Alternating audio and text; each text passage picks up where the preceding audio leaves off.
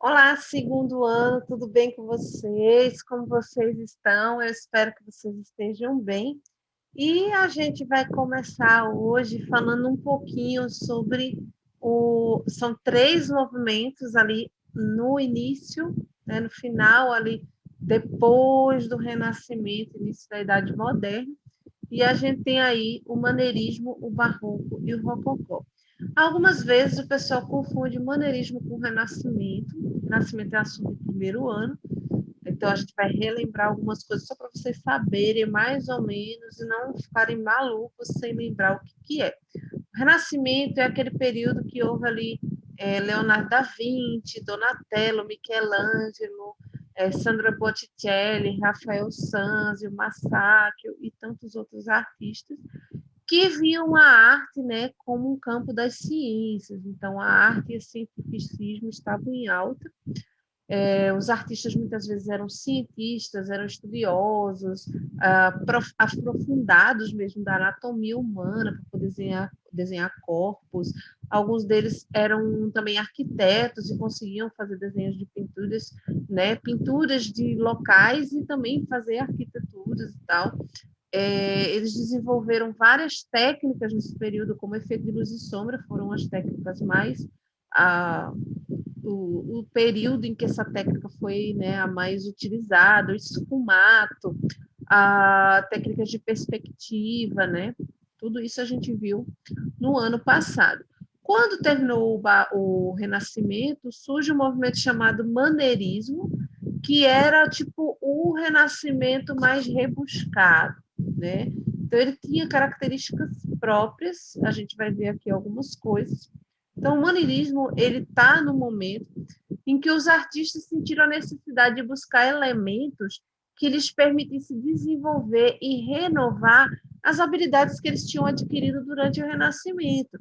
Eles queriam uma renovação, o Renascimento era bem clean, né? Eles tinham aquela ideia de não ter muitos enfeites, não ser muito rebuscado, e tentar criar inspirado ali na arte lá da Grécia e na arte clássica, né, da Grécia e da Roma Antiga, por isso que se chama renascimento, é um renascer cultural, trazendo de volta aqueles conceitos, já que eles vieram logo depois da Idade Média, que foi um período bem obscuro para as artes na mentalidade deles, porque as artes elas eram governadas pelo cristianismo durante a Idade Média. Então, os artistas eles produziam obras com temas cristãos para a igreja. Inclusive, a igreja era um dos maiores patrocinadores, né, dessas produções artísticas. Então, no madeirismo, eles queriam ter um refresco, uma renovação dessas habilidades, trazendo elementos novos. Então, tem muita gente que chama o maneirismo de um período de transição entre o Renascimento e o Barroco. É nesse período que rola aí a Reforma Protestante, tá? Então, a Igreja Católica ela perde muitos fiéis para o protestantismo. E por causa dessa reforma e tal, a Igreja Católica resolve fazer uma contra-reforma para tentar atrair tantos fiéis antigos que foram embora, quanto novos fiéis. E para isso eles desenvolvem o barroco, que é um estilo artístico, né, que traz muita dramaticidade para atrair a pessoa. Então, as esculturas são dramáticas, né? Tudo isso a gente vai ver. Tem bastante dramaticidade, muito enfeite, muito luxo, né? As coisas, as pinturas, a arquitetura, então demonstram que a igreja está bem, sabe? Aquela coisa de você. Não tem aquela música, né? Nesse caso, fala unha tá ok, cabelo ok, brota no bailão para desespero do teu ex, né? Acho que é assim. Então, essa música, digamos que é o barroco, a Igreja Católica na época da Contra-Reforma. Então, ela vai brotar ali com muito luxo, muito enfeite, muito ouro, né? Muita coisa dourada, muito rebuscamento, né? Tudo muitas espirais, esquecendo ali aquela arte clean do Renascimento, que era uma arte de linhas retas, de simetria. Então, vai embora a simetria, vamos trazer mais drama, mais dramaticidade, mais colorido, né? Então, você vai ter isso aí no Barroco. E na música foi considerado um dos movimentos mais revolucionários, já que a gente vai falar hoje especificamente de música, desde o aspecto da simetria e do balanço até o excesso, né? O barroco ele é conhecido pelos excessos de ornamentos, e na música não foi diferente, né? O excesso de exuberância e ornamentos, apresentando alto nível de complexidade e refinamento na sua estrutura musical. Durante a Idade Média, a música era desenvolvida nas igrejas bem simples. A gente tem o canto gregoriano, que é aquela música assim, monocórdia, né? Você tinha aquele bando de homens cantando, todo mundo do mesmo jeito, igual, 2, 3, 4 notas no máximo, aquela coisa bem simples. Durante o Renascimento, aí começam a surgir ali pequenos corais, você dividindo um pouquinho as vozes, umas músicas um pouco mais elaboradas, que vai dar ali entrada para várias outras artes, né? Durante o Renascimento, inclusive, para o balé clássico, que vai começar ali com o baile da rainha, começando ali o baile da corte, na verdade, no Renascimento, e depois vai surgir mais para frente o balé clássico. E a gente tem aqui no Barroco, vai surgir aí mais enfeites, mais rebuscamento, mais adorno, a música é obrigada a se tornar cada vez mais complexa. Então, se desenvolvem mais técnicas, tanto de instrumentos, começam a se criar novos instrumentos para tocar determinadas músicas. Os compositores começam a se tornar cada vez mais capacitados a criar novas coisas, cada vez mais complexas. E os cantores também. Então, é nessa época que surgem aí as primeiras óperas, né? Os cantores se tornam cada vez mais capacitados em técnica, e as músicas vão ficando cada vez mais difíceis, então somente aquelas pessoas que conseguem estudar muito tempo e que desenvolveram aquela técnica e podem executar aquela música. E o rococó é considerado uma continuação do barroco com algumas modificações, que deu prioridade à criatividade pessoal, à extravagância, à originalidade, improvisação e os prazeres da vida. Eu costumo dizer que o rococó, ele é se o barroco, ele é aquela menina que brota no bailão para desespero do teu ex, toda trabalhada no ornamento, o rococó, ele é o funk é a ostentação do barroco. Então, ele vem com muito mais enfeite, com muito mais ostentação, com muito mais extravagância, tá? Então, vamos lá.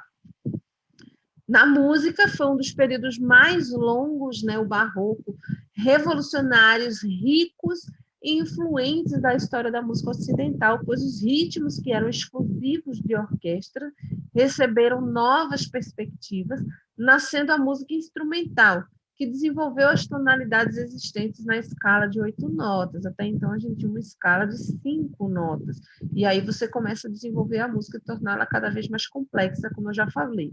Nasce a ópera, que seria um drama cantado, e outra importante característica é a harmonização entre os vocais e os instrumentos, tá? Então, você vai ter ali vocais e instrumentos perfeitamente harmonizados, e ainda se cria a música instrumental, que é feita somente para apreciar. Antes disso, a música ela era, na verdade, um adendo de espetáculos de dança. Então, você tinha ali, as pessoas iam para as orquestras, né, para os teatros, para ver um espetáculo de dança, e tinha uma orquestra tocando ao vivo. Depois disso, durante o período barroco, você ia para lá para ouvir a música especificamente, tá? Então, a gente tem alguns gêneros musicais que nasceram aqui, eu vou somente pontuar alguns, tá? A camerata, que é a música de câmara, ela é uma música erudita composta para um pequeno grupo de instrumentos. Então, se você tem a orquestra, que tem aquele monte de instrumento, a camerata são grupos de instrumentos pequenos, até 10, tá? Então, você tem a orquestra de câmara, que é até 10 músicos, porque aí as pessoas podiam dar festas dentro das suas casas, nos salões e tal, e você convidar a contratar aqueles músicos para tocar. É sua música ao vivo, né? Você não tem DJ, vamos de camerata.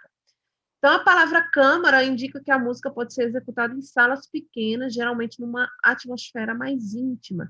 Não inclui instrumento solo, mas pode incluir um piano solo, dependendo da ambientação. A gente tem aí alguns gêneros como o contraponto, que foi quando eles criaram essa coisa de você sobrepor uma melodia a outra. Então, tem uma melodia tocando e vem um outro instrumento tocando uma melodia diferente, mas os dois se combinam. A polifonia são duas ou mais vozes cantando, combinando e mantendo o ritmo e a melodia individuais. Então, fulaninha canta uma melodia, cicraninha canta uma melodia diferente. Mas as duas cantando ao mesmo tempo dá certinho, entendeu? Então a gente chama isso aí de polifonia. Frotola, que eram peças de repertório específicas de músicas para a corte. O ricercare, que é um tipo de composição instrumental de contraponto ali, que você vai misturando, só que mais rigoroso, tá? Na imitação. Você tem uma melodia que vai se imitando, imitando, imitando, até chegar no final.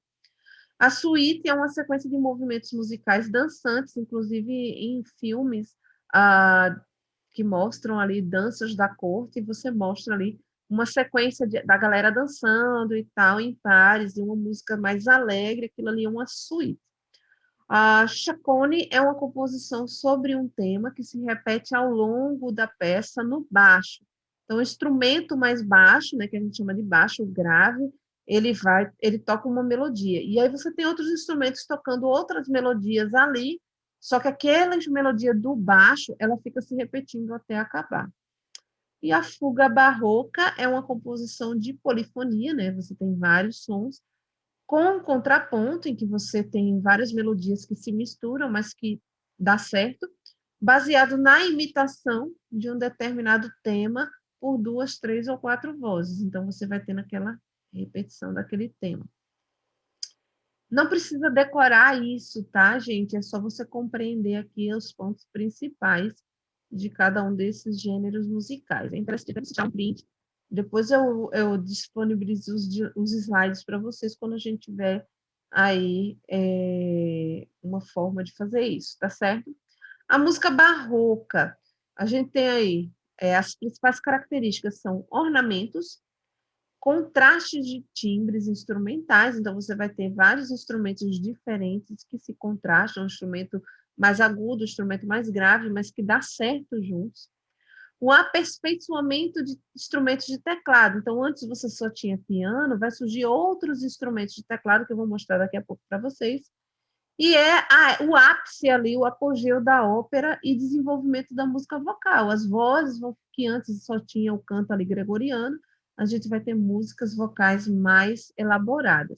Então, a gente tem aqui alguns instrumentos de teclado que foram desenvolvidos no período barroco e que eram uma forma de as pessoas terem esses instrumentos também em casa, né? E você tem aí, quem assistiu aí os Bridgerton, né? Que é a série da Netflix, você vê ali a personagem principal da primeira temporada, que eu esqueci o nome dela, né? Que ela toca um clavicórdio em casa, né? Então era comum você ter esses instrumentos em casa ali para as mocinhas, né? Que elas aprendiam piano, era uma das coisas importantes que uma mulher tinha que aprender para ser uma boa esposa, é entreter o marido. Naquela época não tinha TV, então cabia às mocinhas aprenderem a tocar músicas em casa mesmo. Então você tem aqui um clavicórdio, uma espineta, um virginal e um cravo. Tá?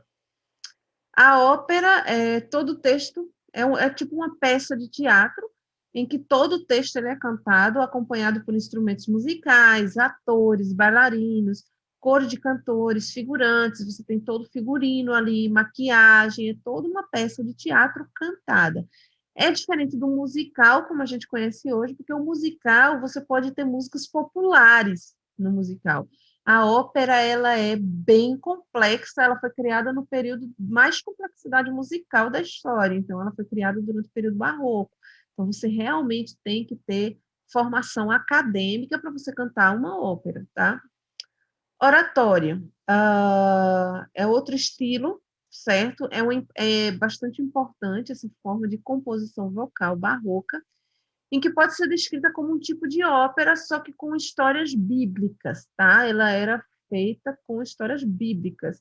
Hoje em dia a gente chama de cantata, mas as cantatas, elas são diferentes, tá certo? Depois eu vou explicar a diferença de cantata para oratório. No oratório você vai ter instrumentos musicais, você tem um grupo vocal cantando e você vai ter ali uma peça de teatro acontecendo durante aquele processo.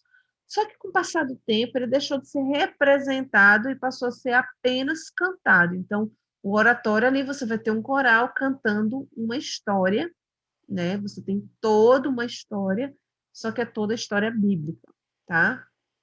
As cantatas, ela é uma variante do oratório, a cantata, mas só que eram menores, eram tamanhos pequenos que eram apresentados na missa. Então, você ainda tem a ideia da historinha, né, do começo, meio e fim, só que eram pequenininhas. Então, enquanto um oratório você vai ter aí uma média de 8 a 10 músicas, nas cantatas seriam umas 3 músicas, um exemplo, tá?